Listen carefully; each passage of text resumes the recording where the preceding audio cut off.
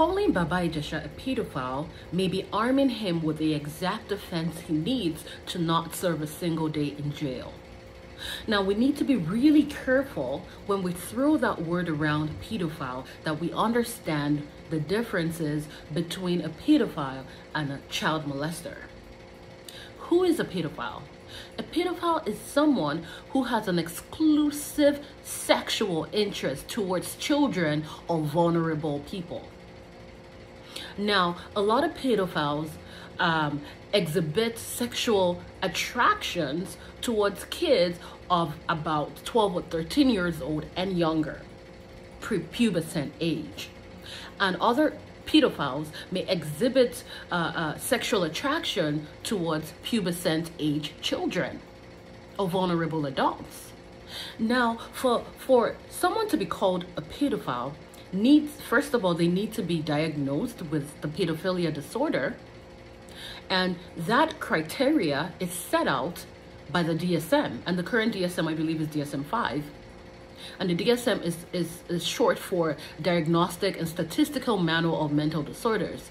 So most of the mental disorder, all the mental disorders that you can think about, they have strict criteria and they follow the DSM.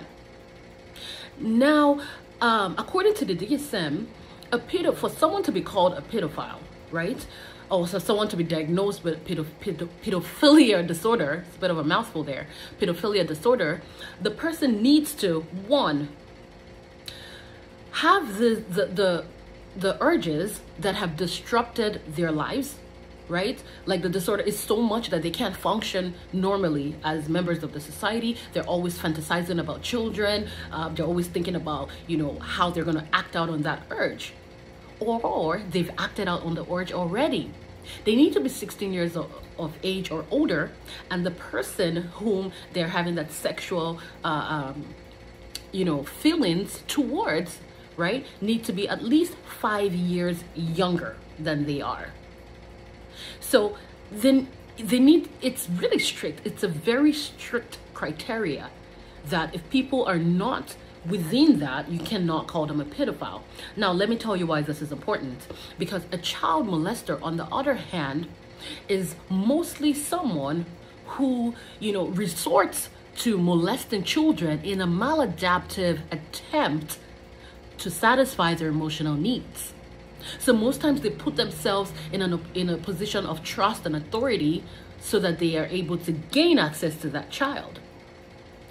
Another thing that you need to know is pedophiles they feel like that the children want this, like they're in love with the children and the children are in love with them. That's what goes on in their minds. They don't see it as anything that is wrong, right? Because it's a mental illness. So what they do is, a pedophile might spend their entire lives maneuvering to get close to a child. A pedophile might become close to an adult only because they want to get access to that child. So we need to be aware and mindful of these signs so that when we start to see them, an adult that has an odd or an awkward liking towards a child, there's always like, oh, let me do this, let me do that. That is one of the warning signs. So we need to be mindful about this. I got a lot of questions from my last video, and I decided to make this one so that I can shed a little bit more light on this. For people that are pedophiles, a lot of times they don't serve a jail sentence. Instead, they're sent into a mental institution, or they're sent into some other form of treatment, mental illness treatment centers that can help them manage that disorder. There is no cure for pedophilia. You can only manage it. And even that is a lifelong commitment if they are willing and voluntary, if they voluntarily want that treatment, because you can't force them unless it's court mandated, right? So we need to be careful when we throw around that word, oh, you're a pedophile, or you're this, you're that. Because if they're a child molester, chances are they will go to jail if they're found guilty. But a pedophile may end up just spending a couple months even in a facility to help them reorient them into and reintegrate them into the society. I made a few points because I want to touch on a couple things that people asked me about, right? Do we have a justice system in Nigeria, or, you know, most African countries don't really have a justice system. I saw somewhere that there's a limit on the statute of limitation to reporting sexual offenses, especially in this case. Mind-boggling, ridiculous, right? So everything that I've been talking about is all about prevention, because if you like it or not, this is a problem. And there's a growing community of pedophiles out there, and they're also trying to get noticed and trying to become, you know, have like a designated sexual orientation. I think that might already be a thing. They call themselves the minor attracted persons. Have you ever heard a thing like that before? Yeah, but it's happening, right? Because this is the world we live in. So I'm not here to blame parents or anything. That's not what my other video was about. I'm only trying to tell us, because I'm a parent myself, that we need to have our eyes open. We need to be watchdogs. There isn't any sexual offenders list in Nigeria, to my understanding, where people that have been found out of these crimes or things, you know them, whether they're pedophiles or whatever, they're on a sex offenders list. There isn't any kind of a system where people who distribute or who, watch child pornography are, what's it called now, are flagged. There's no system where that happens. So it falls on us. I keep saying that. It falls on us. I'm not blaming anyone, but it falls on us parents to do more. Another point someone talked about is, okay, so treatments. Let me quickly go back a little bit. Treatment for pedophilia. There's little things that you can do, right? Because there's no cure. You can manage it only if that person is willing to. One of the managements are maybe psychotherapy or medications. Some medications they can use are anti-androgens, right? Where they help to alter the person's sex drive or reduce the testosterone. There's some pedophiles who don't want to offend, who try not to offend, who have willingly gone in for chemical castrations or surgical castrations as well. But you can't really tell when they're going to offend or if they're going to offend. So there's a really gray area that we can't really just fold our arms and be like, oh, okay, they may never offend, because you just don't know. Right? There's also some kind of perspective that, you know, pedophilia comes from, like people were born that way, right? There's also some studies and stuff that it's neurodevelopmental and stuff that happened in utero, and that happened, right? And then there's the environmental factors where people feel like most pedophiles were also like abused as a child, so that then there's that cycle of victim, abuser, and abuser, victim. You know, it's just a vicious cycle that keeps going, right? I'm not defending pedophiles. I'm just saying that it is really, really difficult. Here in the developed world, we're trying so hard to manage it, and we're falling short all the time. Not to talk about like developing countries like Nigeria, right?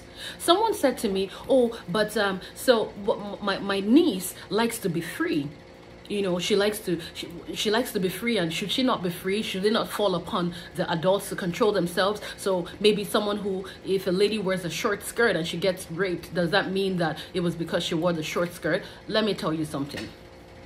So omo kekeke o wokpata o sare kakiri ninu compound or ninu palo, and our friends here, our neighbors won't want around. She yeda ero. Do you understand? Like, it's ridiculous. At the end of the day, you probably will never get any recourse from the law. We are the parents. We need to take charge. You call that child to order and you tell them to put their underwear back on, right? Why will you be running around without any underwear? Because oma like wa free. Oma like free araye. Futani. Free araye ninu bathroom now, or free araye ninu room. Must you do that where other people are? Makes absolutely no sense to me, right? So I don't want this video to be too long. Oh, another thing is, pedophiles have the highest recidivism rates after incarceration of all the sex offenders, right? Because those urges, they can't control it. I'll give you an example of when I was working with a known pedophile. I would need to receive him. You know, the company that drops him off would call to say this person is arriving. I would need to be out there, watch him get off the bus, and be with him everywhere. When he's going to the bathroom, I have to get in there, check and make sure no one is around, to be in there within the bathroom. He's not allowed to go into the parks. He's not allowed to go anywhere with kids, but kids are everywhere, right? They're not only at the parks, they're everywhere. So how are you going to do that? And you always have to keep watch, because every second, if I need to take a break, someone is taking over. Who can, allocate that much resources to that one person? And imagine how many thousands and millions of pedophiles are around. They are monsters living in our midst, and we cannot always, let us castrate them, or let us, resort to violence or anything, unless not dimbo. But again, I'm not advocating for violence. So I just want to let us know that there are these things that are super, super important. No statute of limitation on sexual offenses is unheard of. That is why a country like America and other developed countries, people like R. Kelly and Bill Cosby can be in jail right now because of things that they did like decades ago. We are not there yet. Let us protect our kids and stop all this. Oh, you're blaming the victim. Oh, who is this and that and that. There are monsters living with us, in plain clothes, as pastors, as imams, as prophets, as choir leaders, as friends, as families, as cousins, as neighbors. There are monsters in our midst. We need to have our eyes open. And so that when you've done everything possible that you can do, and I'm not asking you to live in paranoia, but if that is going to help you save your child from unwarranted sexual advances, then maybe you should think about that. Right? So, I'm just trying to, think about, look at some other, I said that, I mentioned that there's this orientation where, they're trying to get their own sexual orientation to become, part of like the LGBTQ and all of that. This is the world we live in. This is the world we live in, and y'all need to be ready, because over 80%, even maybe 90% or more, of people in our generation were abused, molested, raped as children. Do we want to continue in that vicious cycle, or do we want to try to break it? Do we want to say that awareness so that things start to get better? Is that that should be our next focus, right? Yeah, I think that's pretty much everything that I have. I don't really have any more. The last thing that I want to talk about, the last thing before you guys go, the last thing is, let your children have a voice. Let your children have a voice. A lot of parents, and sometimes I'm guilty of this as well, when your kids call you, oh, hello, mommy or daddy, you're like, I'm busy. Oh, wait, let me talk to you later, or this or that. No, you need to drop everything you're doing. I have started to intentionally practice that. Drop everything you're doing and listen to that kid. It takes an enormous amount of strength and bravery for your kids to come out and say to you, mommy, I was raped. Daddy, I was abused. Someone touched my private parts. Someone did this to me. It takes an enormous amount of strength and bravery. So when your kids call you and they say, oh, mommy, you're like, go later, I'm busy. Or go and do this. That might be the only chance that kid has to come and talk to you. And maybe you might backtrack later and say, okay, come, what did you want to talk about? And they're saying, no, mommy, I don't want to talk about this anymore. It's done. You've lost that opportunity. Let your kids have a voice. Stop shutting them down. Create a safe space for these kids to come to you and be able to tell you anything. I'm not saying that you should forget your role as a parent and just be their friends. No, because kids will always push boundaries, but you have to find a balance. You have to be able to create that safety net where they can tell you things like that. I started talking to my own kids about sex from a very young age, and I still talk to them. I have, my daughter is not even up to a year old, and I check her to make sure that she's fine. Speaking of a year old, I recently read an article in about some pedophiles within, an online forum, where one of them confessed to having the most sexual attraction towards 1-year-old girls. Can your mind wrap around that? That is the world we live in. Those can be your co-workers. You just don't know. Stop leaving everything to the grace of God and, oh, it is the devil's work. No. You need to play your own part. I need to play my own part so that we can save these children from an unimaginable future. Because damaged kids eventually end up becoming damaged individuals, damaged adults who go on to damage other kids and or adults. Thank you.